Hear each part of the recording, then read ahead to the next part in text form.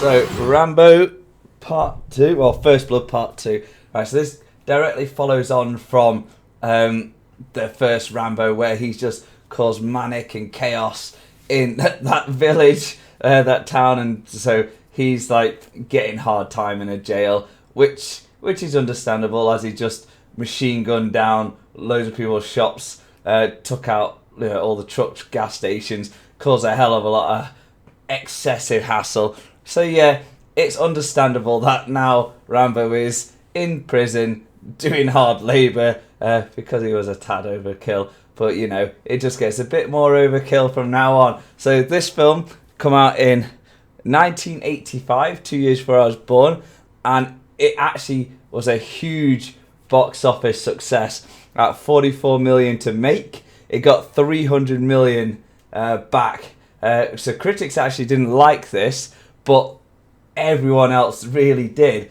So yeah, this really stapled Stallone as a proper movie action star. This is the time where it was Rocky 4 time against Dolph Lundgren. So these two films were around about the same time. So this is the stage that he's at with his acting sort of thing. So anyway, don't forget to like, comment, share, subscribe, all that good stuff, and check out my Twitch stream. We're playing Apex Legends tonight when I get back from the gym, and then so you can just check that out. So so he's obviously chilling, doing a hard time, and his Colonel Troutman comes to him and offers him a deal to I can get you out of here if you do this mission, and then you'll be like all good as gold sort of thing. And the mission is to basically go to Vietnam, was it? And basically rescue some POW people, or then he finds out later he's actually just meant to do reconnaissance and take a photo, and he's just like, what?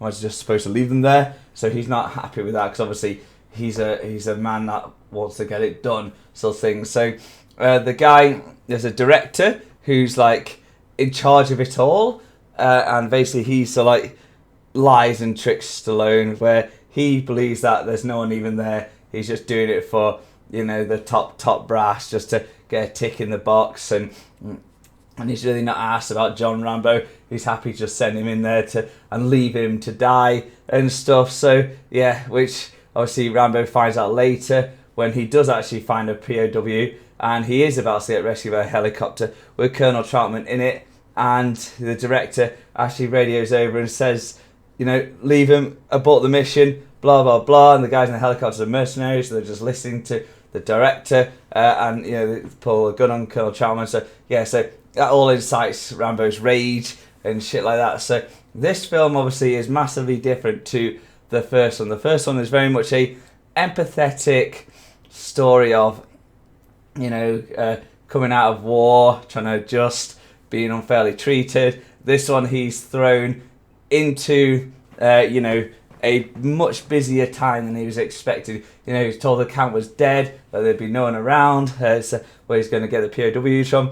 Turns out there's still a lot of people around there, and the actual guys are dealing with Russians as well. So he's not only got the Vietnamese soldiers to deal with, he's also got Russian soldiers to deal with, and it keeps becoming waves after waves of them. The action in this is a lot goes on. You see people getting fucking... This is the first time you start seeing with his bow and arrow, by the way. So you start seeing his archery skills, fucking arrows in the head, arrows through the heart. You see people getting fucking blown up with explosive arrows. So it's, he has his big old knife again. You see him doing it, getting tortured. He's really shredded and cut in this as well. So when he's getting against the bed that's being electrified, you're like, this guy is ripped now. This has got a lot of action, quite more or less from start to finish. And again, his personality hasn't changed. Rambo's still quiet. He doesn't talk excessive. He doesn't need to. His actions speak volumes. What he's doing. He even has a love interest in it, which is hilarious, because it looks like she's just trying to get out of where she lives and take advantage of Rambo and get back to America. But it's hilarious because she immediately gets killed. She kisses him, manipulates him. Will you take me with you? Will you take me with you? He's like, yeah, okay, I'll take you with me. Then she immediately gets shot which I fucking laughed at. To be fair, I was like, because in his head, it looked like in his head he's like, fucking hell, I got to deal with this girl now, and then she dies immediately, and Rambo has the most uninterested, oh no, she's dead, kind of like the worst acting, or it's in his head like, thank fuck for that, I don't need to deal with this woman now. But it's a good film. Like I say, fucking everyone loved it. It got so much fucking good praise from everyone else. So, but this was like a big action movie. Just a lot of explosions, a lot of stuff with helicopters.